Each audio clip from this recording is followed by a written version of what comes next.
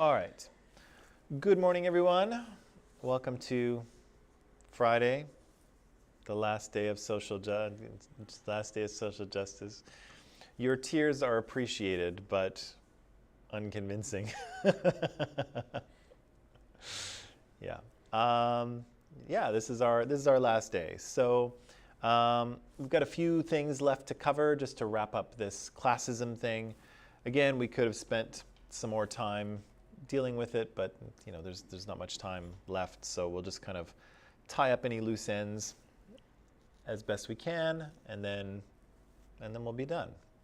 I'm just going to have a look and see who's here. Daniel's here. Good morning, Daniel. Happy Friday. Miles is here. Good morning, Miles. Sabrina's here. Hi, Sabrina. Vicky's here. Hello, Vicky. Anna's here. Hello, Anna. It's okay. Clara's here. Good morning, Clara. Gabrielle is here. Hi, Gabrielle. Faye is here. Good morning, Faye. Sala's here. Hello, Sala. Chan is here. Good morning. There he is. And Daniel's here. Good morning, Daniel. And Jack is here. Good morning, good morning, Jack. Okay, so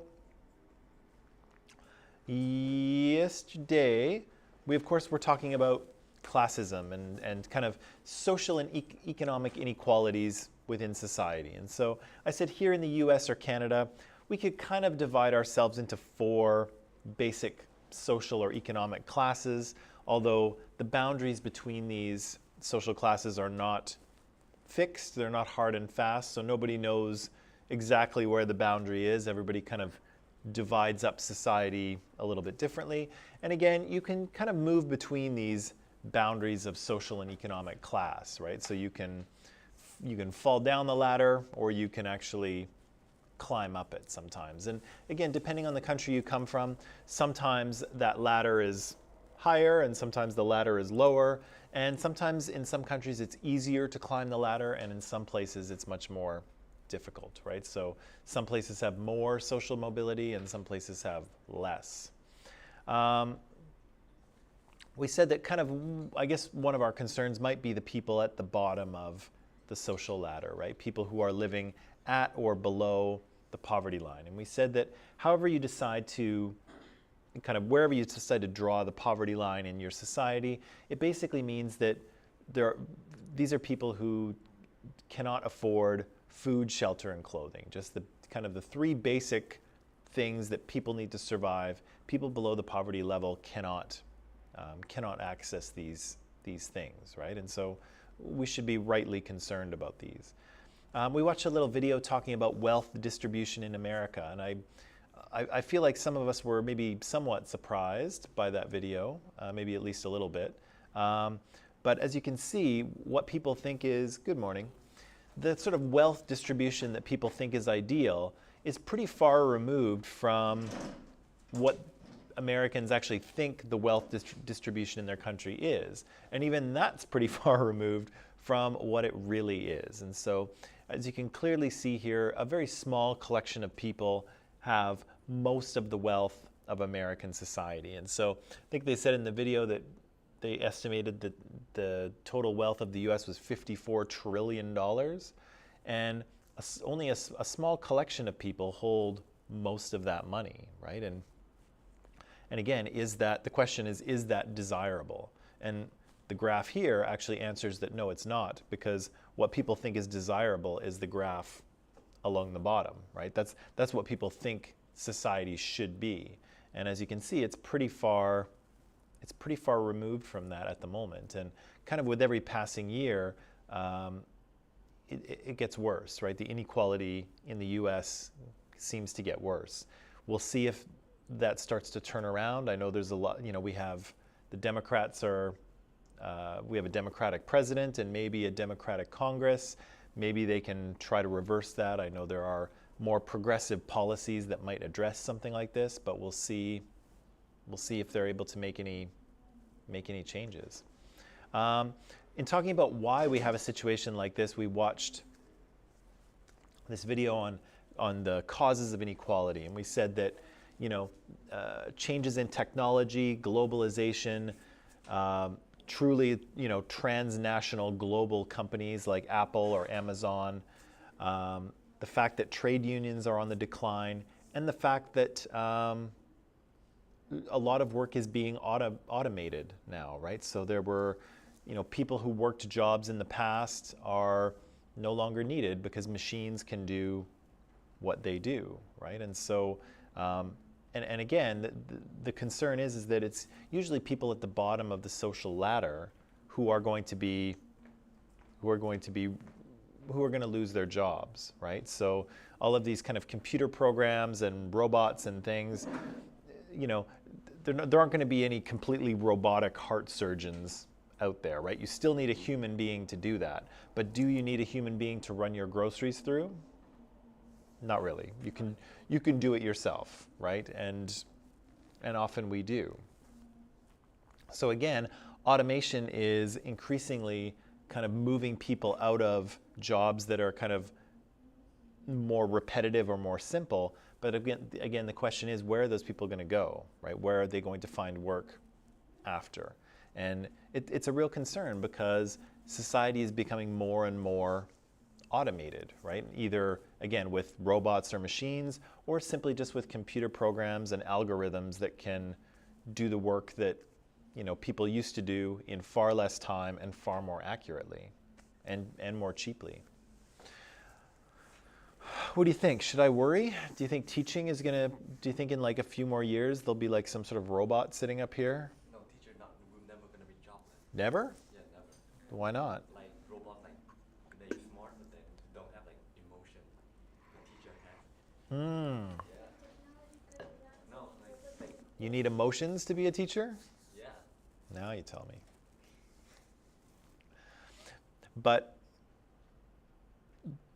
it's true, right? The question is that, can you be replaced by a machine, and should you worry about that, right? And again, people who are kind of at the bottom of the social ladder or the economic ladder, they're the ones who are more vulnerable, but they're also the ones who are more in danger of losing their jobs to a machine, right? Usually the further up you go, can you close the door for me? Is that okay? Sorry. You want to leave it? Do I want to leave the door open? Yeah. Sure. I'll try to focus, even though that's really loud. So, Why didn't you want to close it? airflow. You want to? Yeah, I thought it might be quieter. All right. Is that okay? Sure. Are you okay with that? I'm okay. Okay. Usually I'd like to leave it open, but did that make a difference? Okay, we'll go with it. So anyway, automation and kind of computer programs are replacing people's jobs, and the question is, where are those people going to go, right? Are those jobs going to be recreated somewhere else? Because if they're not, what are we going to do about those people? Are we just going to let them, starve homeless, or do we have a plan for them, right? And that kind of led us to, I'm just going to skip through this, that kind of led us to this guy, right, Rutger Bregman. And so he gave a little TED Talk yesterday on poverty and how to alleviate it. And what was he telling us in that TED Talk yesterday? Like people who live below the poverty line tend to make poor decisions.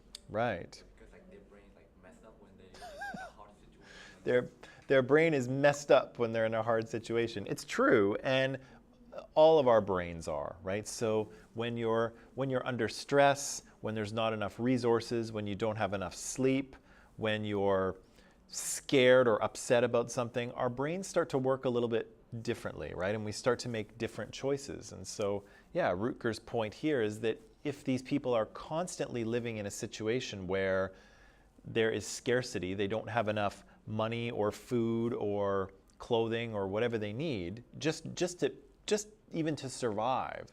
If they don't have that, yeah, they're going to be making poor decisions. They're going to be making decisions that are short-term decisions, right? They're not going to be thinking about investing in their RRSP for their retirement. They're going to be thinking about, where is my next meal going to come from, right? How am I going to avoid not sleeping on the street tonight, right? So, and that's what he mentions with George Orwell, the author. So 1984 and Animal Farm, if you've heard of those, George Orwell writes, he says poverty annihilates the future, right? So destroys people's, not so much ability, but you can't think about what's going to happen next month or next year or in 10 years because you're very focused on what's happening right now, right? Are you going to be able to eat dinner tonight? Are you going to be able to sleep in a safe place tonight? And so instead of making decisions that are good for your long-term your long-term benefit, people are making decisions that are very short-term. And again, some of those might be good or bad, but it's the context that changes it, is what Brucker says. And so what's his solution to that? Basic income, like guaranteeing basic income. I think we have it in Canada, right? I think you mentioned it, like 25,000. We don't have it. We don't have it currently. And so what we have is if you make below a certain amount of money, you don't have to pay income tax. Okay, so there's that, but it's pretty low. It's about $12,000. Like that's below the poverty line. Yeah, so if you make $12,000, you don't have to pay income tax. Yay. So there's that. We have a lot of social programs in existence already. So if you are unable to work, sometimes you can be on welfare. Again, there's not much money provided, but there's some. If you lose your job through no fault of your own, you can get unemployment or employment insurance. So they'll pay you for a set period of time as long as you demonstrate that you are actively looking for another job. So you can't just, quit your job and say, screw this, I hate my boss, I'm out of here, and then collect the insurance. You have to actually be let go for a legitimate reason. So yeah, we do have some supports here in Canada that are available to people who might need them, but the supports are kind of all over the place, and they're sometimes administered by the province or by the federal government. Sometimes certain charities and nonprofits have programs going on, but it's kind of a complicated patchwork of different programs and supports for people. And Rutger's saying here, yeah, let's just give people money, right? We figure out where the poverty line is, which I think is what he's saying, and then we give people enough money so that they can at least stay there, right? They at least have food and clothing and shelter. And after that, it's their responsibility, right? And so what do you think? What do you think of an idea like this?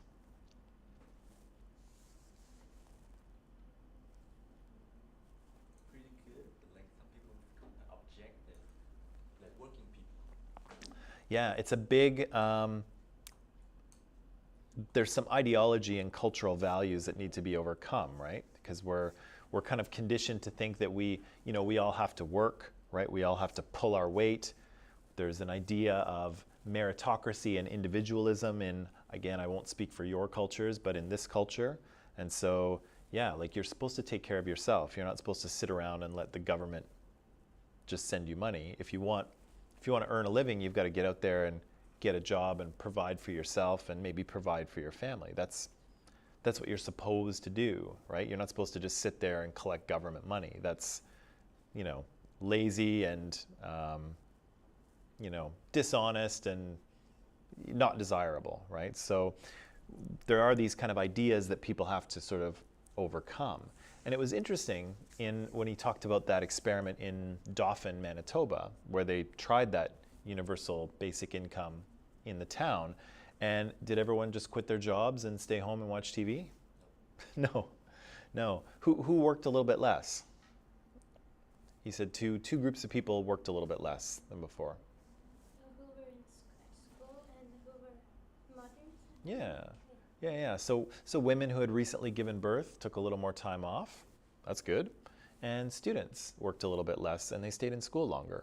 That's good too, right? So, I think that the fear behind something like this is that, everyone will quit their jobs and go and sit at home and watch TV and the nation's economy will crumble. That's what will happen. But the experiment in Dauphin kind of shows that actually that's not at all what happened. People continued to work and things got better. Do you remember what kind of things got better in that experiment?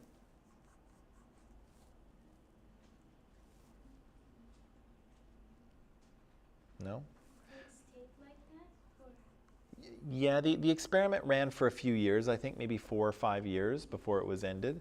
But they found that hospitalizations went down, so people wound up going to the hospital less often. People's educational outcomes increased. Domestic violence went down.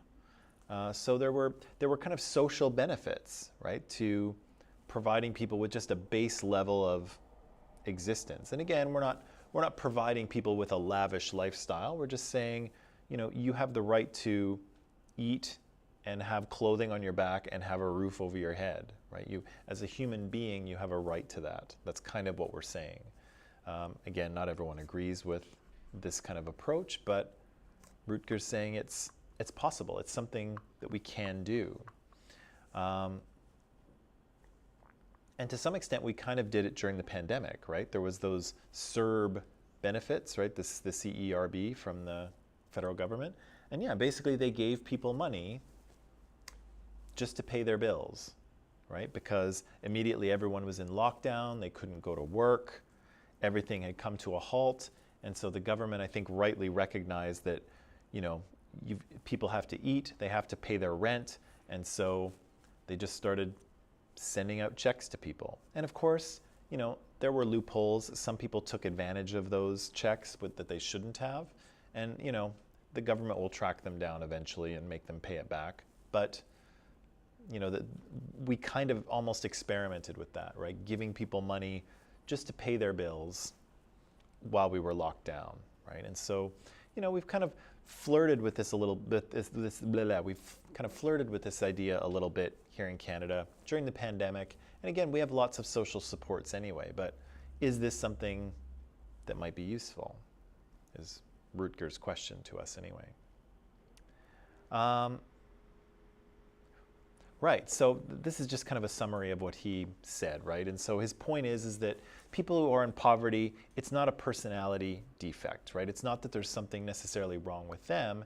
He says it's the condition that they live in that causes them to either make poor decisions or to make short-term decisions, or simply just not to have the resources to improve their lives, right? So if you're living in poverty because you dropped out of high school, it might be a good idea to go back and try to finish those courses, right? So you can get your high school diploma, then you'll be more employable. But if you're working 3 jobs and 78 hours a week, trying to just pay your bills and feed yourself, do you have time to go back to school? No. Do you have any money to pay for tuition? 78 hours? Yeah, so you're stuck, right? You can't get out because you have neither the time nor the money to improve your situation, right? And so people need a little bit of a solid base, right, from which to build from. And if they can't even feed themselves or keep a roof over their head, or if they're working all the time just to be able to do that, yeah, they can't make their lives better, right? They can't gain experience, they can't gain, they can't do extra training, they're just stuck, right? They're really stuck. So yeah, it's not a lack of character. And so Rutger says we need a guaranteed or a universal basic income, right? And so the Dauphin, Manitoba study suggests that this actually does work. Not everybody quits their jobs and sits on the couch. People continue to go to work as they normally would. And it actually increases, or it actually benefits society as a whole, right? There are better outcomes for society. What if you were all not students, okay? So you're all Canadian people, not Canadian people, but you're all living in Canada, you've got your PR, you're all working a job, right? Maybe you're saving to go to university, let's say. If we brought in universal basic income, would you all quit your jobs and go and sit at home? Would you do that? I wouldn't do that, right? Because you'd be voluntarily living at the poverty line, right? You'd have no money for, really almost anything else if you chose not to work. So no iPhones, no headphones, no Netflix subscriptions, no fancy clothes, no nothing, right?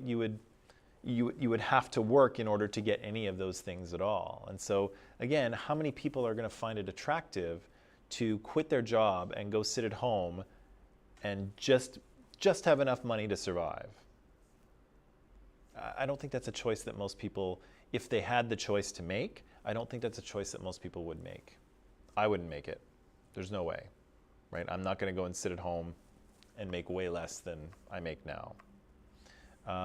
But again, it might be useful, and it might be useful for individuals living in poverty, and it looks like it's good for society as well, as a whole. And he also points out that poverty is expensive, right? So doing nothing, like if we say, no, we're not doing universal basic income, we're just going to leave things as they are, there's not a zero cost associated with that. The cost is actually, he estimates $500 billion a year in the US that people are paying, that taxpayers are paying for costs that are associated with poverty. And if you didn't have poverty, maybe you wouldn't be paying $500 billion a year for all of these things, right? Hospitalizations and criminal justice and police and all these kinds of things. Okay, here's what I want to talk about today. We kind of hinted at the fact that, you know, if you provide a universal basic income for people, if you can give people a solid foundation from which to build on, that they can actually better their lives, but also society as a whole is benefited, right? And that's what the Dauphin, Manitoba study showed us, that if you give people a universal basic income, hospitalizations go down, educational outcomes increase, domestic violence goes down, things get better for everybody, right? Things get better for everybody. And so the question is the opposite true? If we don't have that, if we have more inequality in a society, do things actually get worse? Okay, and so that's what this next piece is about. So in order to talk about this, we'll need to know what two things are, okay? So the first one is gross national income, okay? And so this is how you figure out how much money your country is making. And so you kind of add up the amount of money that businesses and individuals and everyone is making, and you usually divide it out by the number of people living in your country. So you get a GNI per capita. Okay, so gross national income per capita. All the money that's made in Canada for a year, add it all up, however many billions it is, divide it by 36 million, which is about how many people we have here, and then you get a gross national income. So it tells you how much money people in the country are making. Okay, easy?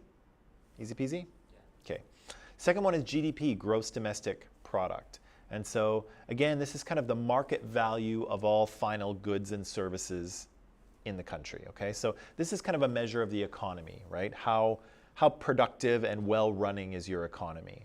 And so they usually divide this out by per capita, per person as well.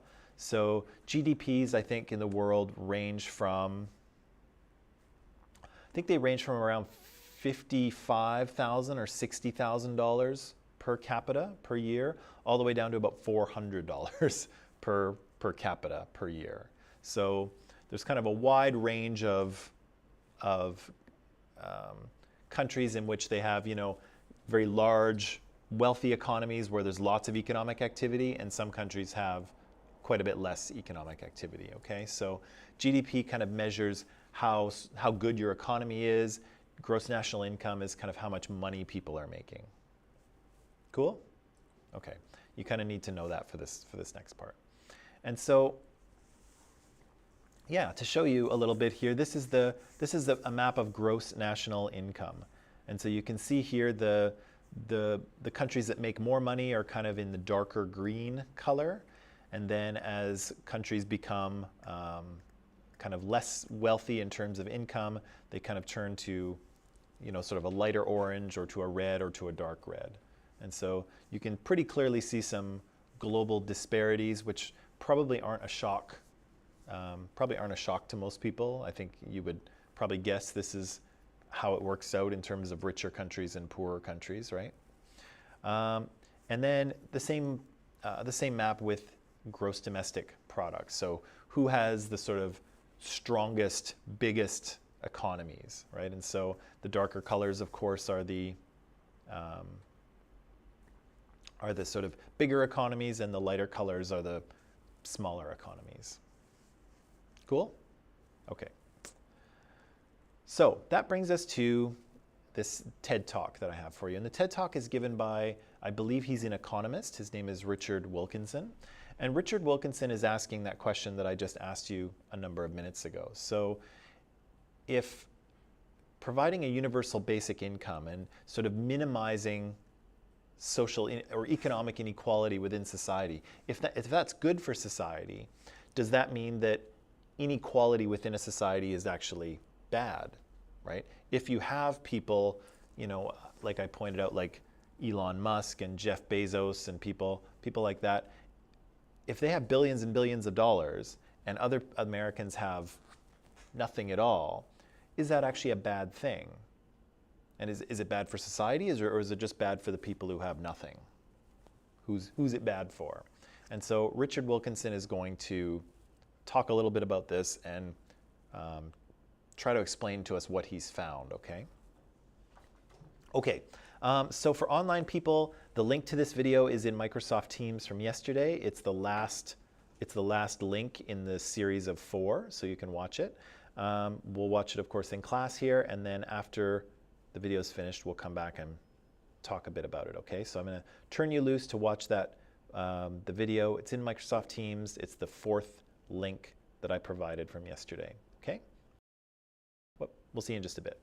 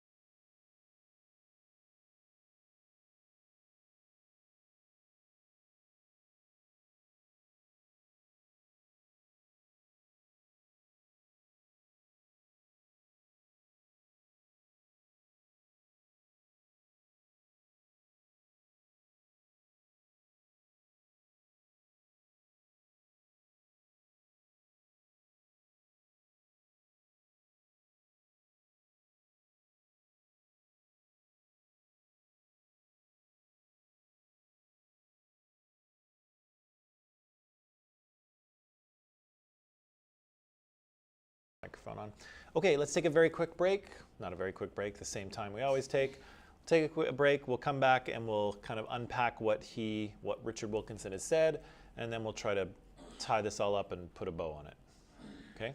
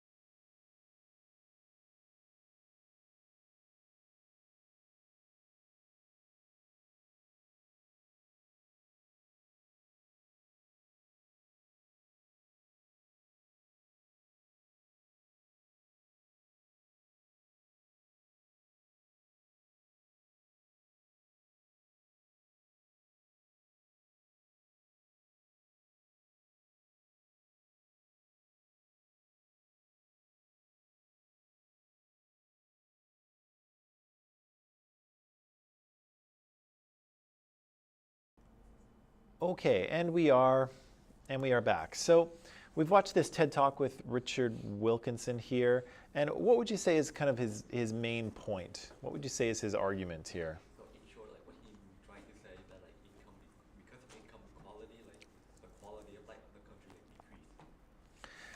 Yeah, so income inequality, not between countries, but inside a country, seems to have pretty negative impacts on people's quality of life, right? And it seems to have those impacts all the way through society, right? All the way from the top to the bottom, right? So, yeah, so he's talking about not gross income, so not how rich countries are, but relative income. And so he does say at the beginning that there's a difference between, he's looking at relatively rich market democracies. There are countries in the world who are poor and are struggling. And again, if you are struggling with healthcare or education or, building infrastructure, you have a different set of challenges, right? But there's a group of countries around the world that have kind of made it, right? They're fairly wealthy, they're fairly stable, and these are the countries that he's kind of talking about, right? So he's not talking about how rich countries are, he's talking about relative inequality, right? So he showed us this graph here where he said, how much richer are the richest 20% of society as compared to the poorest, right? And you can see, there's a pretty wide range, and the US and Singapore are at the top, right, as the most unequal countries. And the Nordic countries there, Denmark, Finland, Sweden, and Japan, which is apparently a Nordic country. No, I'm just kidding. It's not a Nordic country, but they're much more equal, right? And so Richard Wilkinson says this has a pretty significant effect on people's quality of life. And so he's got data from kind of all around the world, all these kind of national and global sources that study people's well-being around the globe. They've sort of turned them into numbers and statistically analyzed them, and this is kind of the result. And if you see that line right there, the line you always see in these is constructed by the statistical program. So whatever statistical program you use generates kind of a line of best fit. So that's kind of the trend line as it statistically is. But you can see there's a pretty clear relationship between countries that are more unequal and the sort of social problems that they experience. And again, it goes all the way through from health issues like life expectancy and infant mortality to educational things like math and literacy and high school completion to things like mental illness and the percent of the population in prison and homicides and all of these things, and even levels of trust, right? So he showed us that graph of, and the question is that, if you just bump into some random person on the street, some random Canadian, do you feel you could trust them? Maybe not absolutely, with your life, but are most people reasonably trustworthy? Yeah, and you say yeah, but in the US, most people say no. In fact, a vast majority of the people seem to say no, which is kind of shocking, right? And you kind of, the cumulative effect of all of this is probably very difficult for people to kind of measure and understand, but you can clearly see it playing out here, right? Where, again, the greater inequality you have, the more social problems you have. And he points out again that it's not about wealth, right? Because when you do this same thing with the gross national income, how much money people are making, the line is gone, right? It's just a scatter of points, right? So it doesn't really matter if one country is richer than the other. What matters is what the inequality looks like within the society. How unequal is it? And societies that are more equal seem to have better social outcomes, right? And so he shows us a bunch of graphs here. He shows us this, or I'm going to go back to this one actually.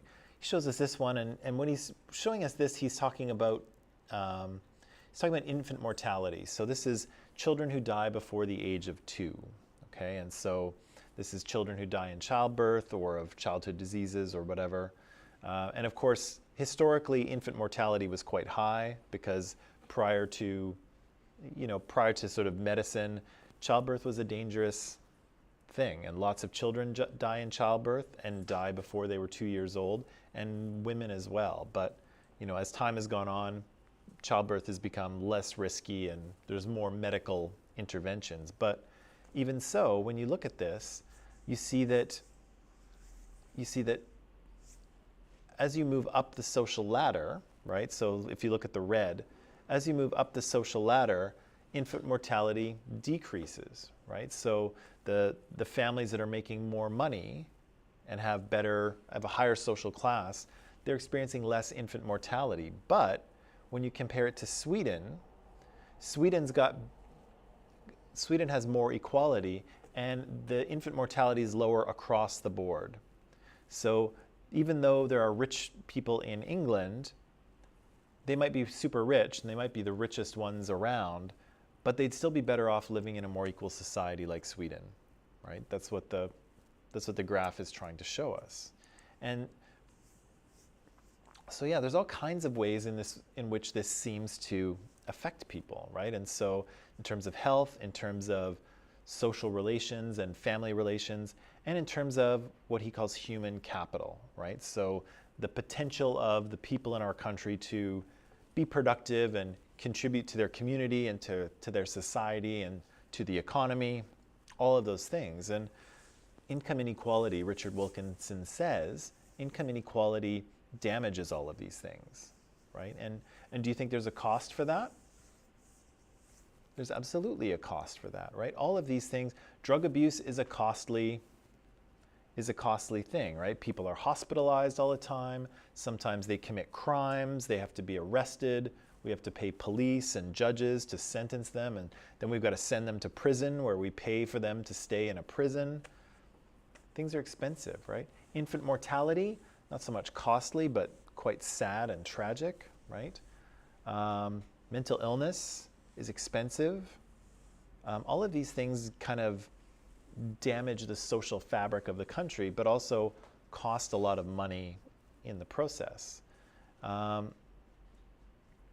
And one of the things that Richard Wilkinson ties in here, and I don't know how convinced I am of this, because I think this is the weaker part of his argument, because this is not his wheelhouse. The numbers are his wheelhouse. But he says this has to do with social evaluative threat, right? So the idea that humans experience high stress levels when they are in situations where other people are judging their performance, right? Where other people are looking at them and making judgments about them, right? What do you think people's number one fear is? Die. Actually, I think statistically that's number two. What's number one?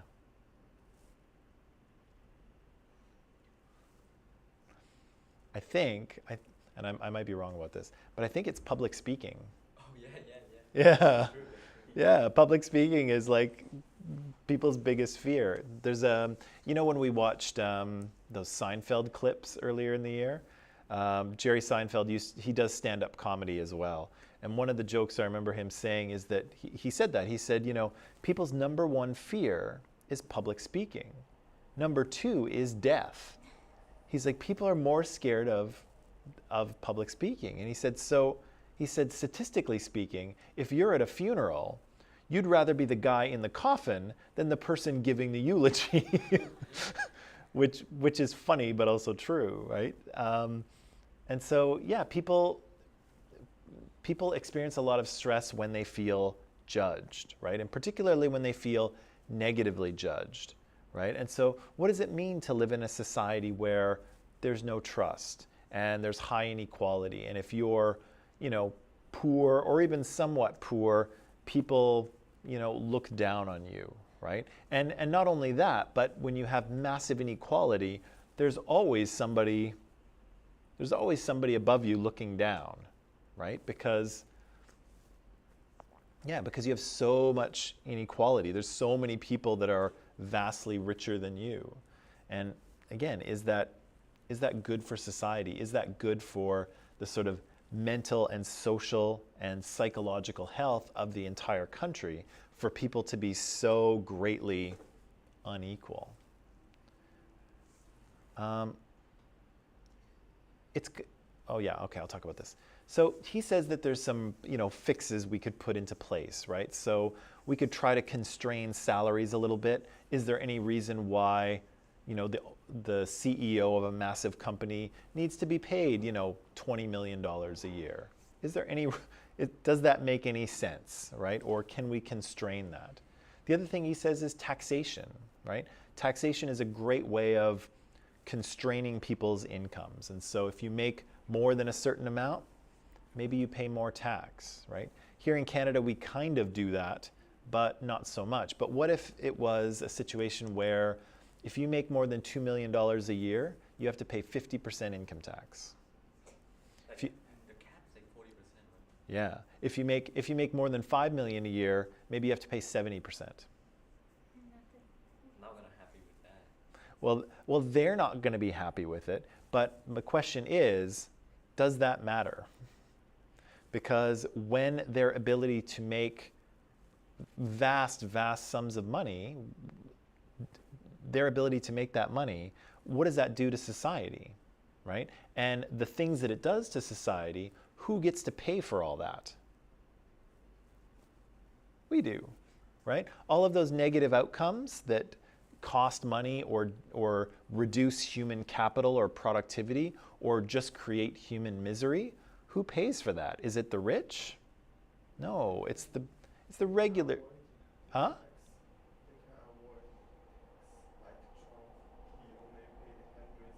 Right, right. So yeah, guys like Trump don't pay a lot of tax because they have ways of weaseling out of it, right?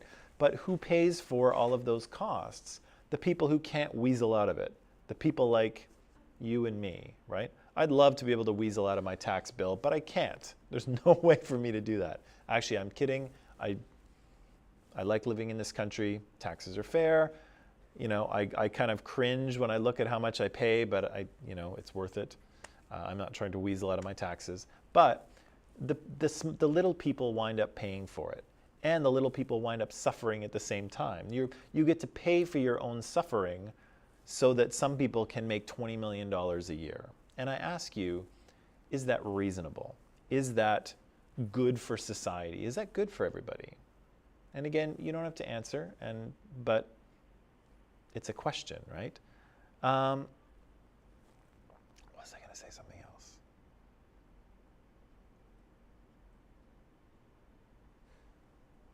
Okay, maybe instead of saying that, I'll say this instead. So this is kind of an interesting situation, right? Because we've got to the point here where we're talking about classism and we're saying that inequality harms everyone, right? If you're living in poverty, you're probably going to be suffering, right? It's a tough life living in poverty, not having enough money to just even have the basic essentials, right? But Richard Wilkinson is showing us here that, well, those negative effects actually go beyond the lower levels of society. And so it might be tempting for us to kind of look at people who are homeless or living in poverty and think, oh, well, I guess that sucks, but I'm living my best life over here, right? And it may be very easy for us to think that, even sympathetically to the people over there. But what Richard Wilkinson is telling us is that actually our life is not as good as it could be because of the inequality between us. We could actually have a better quality of life if things weren't so unequal, if those people weren't living in poverty, and if guys like Jeff Bezos weren't worth billions of dollars, right? So just you and I, just regular people, could have a better life in a more equal country. That's kind of what he's suggesting. And so I want to kind of step back a little bit and look at this in terms of our social justice class as a whole. Because we've been talking about from day one, we've kind of assigned, dominant groups and minoritized groups, right? Who has the power, the institutional, the social, and the cultural power within a society to kind of define social messaging and to kind of construct society in a way that they that works for them, right? And so we talked about men being the dominant group. We talked about white people being the dominant group. We talked about Christians being the dominant group. And here, of course, and able-bodied people being the dominant group. And here we're talking about people with money, right? People with means, people with property and trust funds and power of some sort as the dominant group. But I ask you, in kind of assigning dominant and minoritized groups and figuring out who has power and who doesn't, we've kind of always been thinking about it, well, oh, these minoritized group peoples are disadvantaged, right? They don't have the opportunities or the resources that other people have. They experience discrimination and prejudice in society, and so it's more difficult for them to kind of make their way through their lives without that privilege that others have. And all of that, of course, remains true and accurate and legitimate. But even for those in the dominant group, Richard Wilkinson says that actually you're impacted too, right? It doesn't matter if you're in the dominant group or the minoritized group, you're still going to suffer the effects of an unequal country. And here, of course, we're talking about inequality in terms of money, right? Because money is much more easily measurable, right? Privilege is hard to put a number on, right? It's hard to know what percent of privilege do you have. Is it 87? Is it 72? Who knows, right? You can't put a number on privilege, but money is very easy to put a number on. And so here we can see very clearly that that inequality is harming society. And I ask you, do you think that only applies to money? Or do you think it applies to other types of inequality as well? Do you think that white people are not disadvantaged, but do you think white people suffer to some degree because they live in a country where black people suffer more? And again, I'm not trying to make this about white people because that's not where I'm going, but I'm saying if we look at all the other types of oppression and inequalities that we've talked about, even though some groups have more power or more privilege or more resources than other groups, everybody is worse off, right? Everybody is worse off in society when you have inequality. And here we're just talking about basically economics. We're just talking about money. But if we added in gender inequality, racial inequality, sexual orientation inequality, religious inequality, ability inequality, right? If we added in citizenship versus immigrants, if we added that into the mix as well, we have all kinds of different inequalities that are functioning in society to put some people above and some people below others. And all of those things are problematic and need to be remedied because some people have less. But even for those who have more, there's an incentive to make things equal because it actually doesn't just benefit the minoritized group, right? Ending racism will not just benefit the lives of peoples of color and Indigenous people in Canada. Ending racism will improve everyone's life, right? So why would you want to fight such a thing, right? Why would you want to oppose such a thing when your life will be better? And Richard Wilkinson is suggesting that that's exactly what happens, right? When you make society more equal,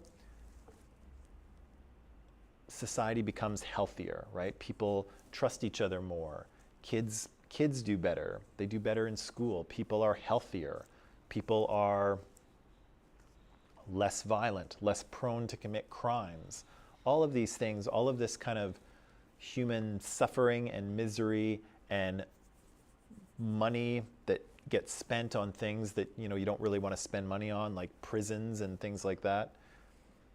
All these things are kind of made better, or the harm is reduced simply by kind of pushing people and getting them to be more equal. And again, Richard Wilkinson's not talking about perfect equality. He's not talking about communism or socialism or anything like that.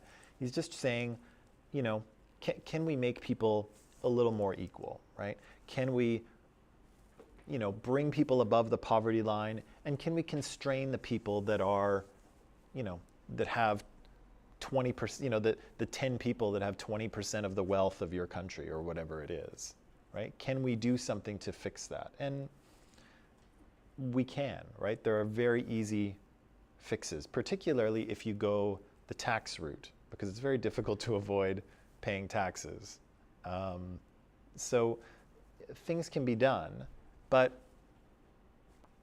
there's a lot of non-economic work that can be done as well, right? In terms of reducing inequality and talking about social justice. Because again, I think there's rewards for everyone, right? There's rewards for people who are disadvantaged and experience prejudice and discrimination, but everybody's lives gets better by reducing that inequality. And I think that's kind of what Richard Wilkinson is kind of showing us here, just with one type of oppression, but I think you could pretty easily extend it to all types. Everybody's lives are made better, everyone's quality of life is made better by working towards more equality, right? And that's kind of what this course has been about, I guess, I think.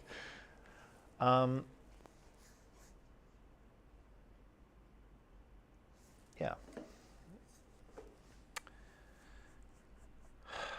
I think that might be all I have to say. But don't you think the government can pay the minimum, like the what was it, the income, the basic income? Mhm. They can, but I think they're not doing it intentionally. I'm not saying They're not what? they're not doing it. Like they're just stopping intentionally because I mean like they can pay it. I know it's not easy, as it said. Governments can't do it? Can do it. They can do it. Yeah, they can like guarantee basic income Mm-hmm. if it's worth like very much less than 500 billion. Mm-hmm. But I think they're not doing it. No, they're not doing it. Yeah. An idea like universal basic income has been a tough sell for people because it does cost money, right? And again, it conflicts with our, at least in the West, I won't speak for you, but it conflicts with our socialization, right? We've been raised to say that, we've got to get out there and, earn a living and be independent and, nobody's just going to hand you things, there's no free lunch, as they used to say. And so, we've got to kind of fight against some of these sort of social ideologies that get in the way. Because if you think about with the universal basic income thing, I said that automation is taking over jobs, right? So robots and computer algorithms and all kinds of things. And eventually we may get to a place where our robots and our algorithms are so good that what happens when, let's say 20%, okay? What happens when maybe 20% of Canada's population, we just have no jobs for them, right? Because everything is automated, right? Everything is kind of mechanical. We just don't have any jobs for them anymore. There's no need for them to work.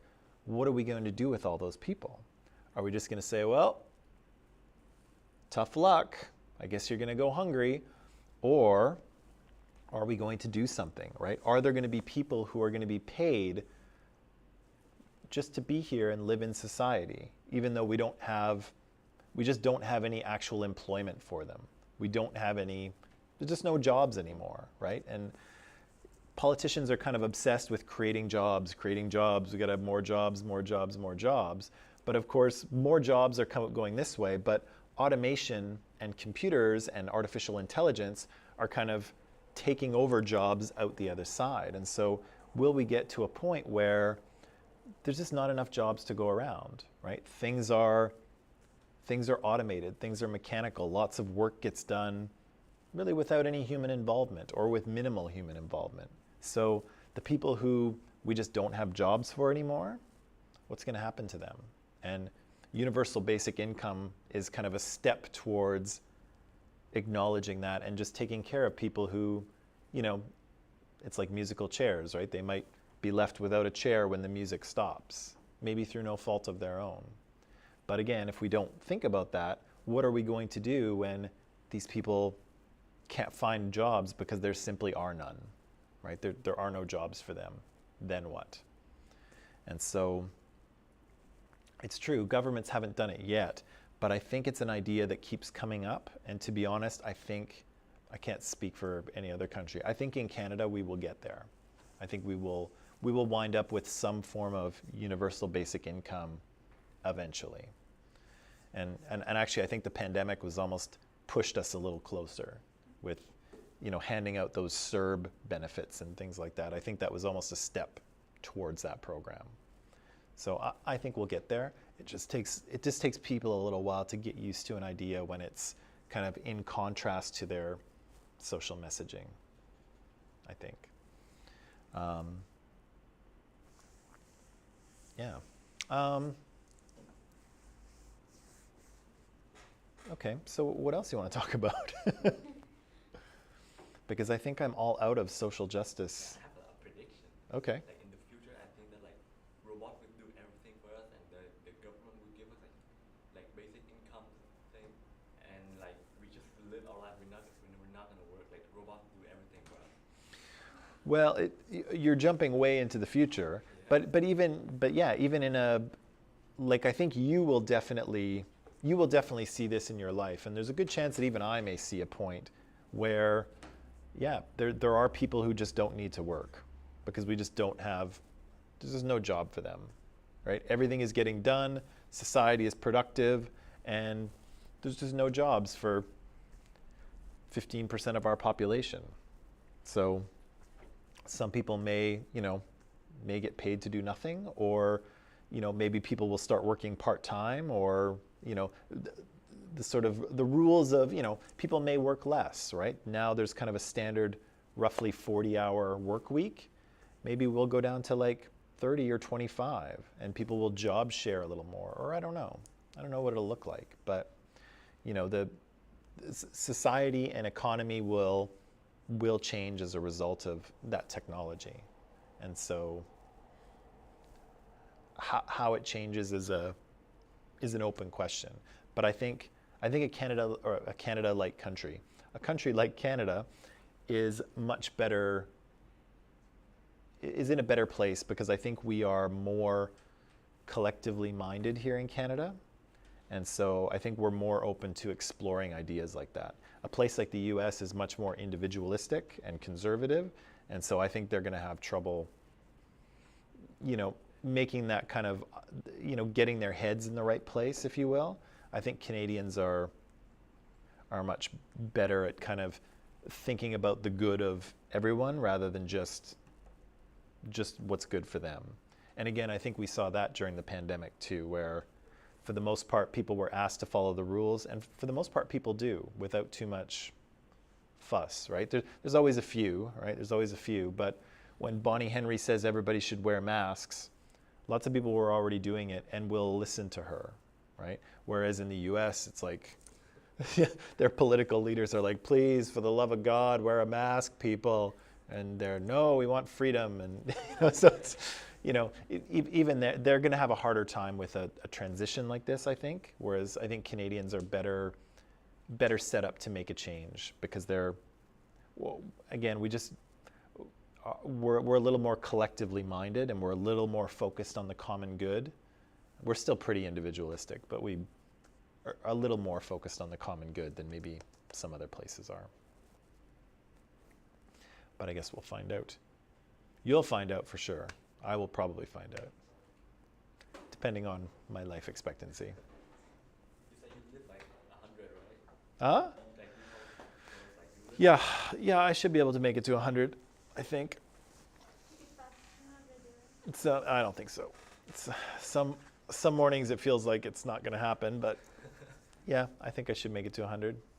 My grandfather lived to 93 years old, and my other grandfather, he was only 84, but he smoked like from when he was 15 until he died. So I think if he hadn't have smoked, he probably would have lived quite a bit longer. good genetics. I have good genetics, so I should be good to, I've got at least another 55 years in me. That's a long time. You're not 50. No, I'm not 50. Yes. Okay, I think, yeah, that's all the social justice I have. I don't think I have any more in my pockets. I've told you everything I know. No, you know more than this. No, my head is empty. Over the course of 13 weeks, I have emptied my head, and now there's nothing left. given you all of my knowledge. Thank you, thank you. You are, don't have the knowledge anymore. huh? You don't have the knowledge anymore. What? You don't. What? No, I don't. It's all gone. I have to go. That's why I need a break. I need to go back and relearn it all so I can like empty it out again. That's how it works, right? Yeah. You did, Yeah. It's like garbage. Upload, download, upload, download. Yeah. I no longer know anything about social justice. Oh, we could teach you. We could become the teachers. We Yep. just need the, you need to pay us. I need to pay you? Yeah, since we paid you. Oh, I think I'll do it myself. Okay. I think that is all, good people. So don't forget the final papers due on end of day Sunday. Good luck.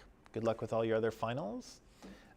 Thank you for being here. It was a pleasure to teach all of you. Yeah, that's it. That's all I got. Okay. Online people, goodbye. Good luck with your finals as well. And hopefully we'll see you around in the future. Goodbye.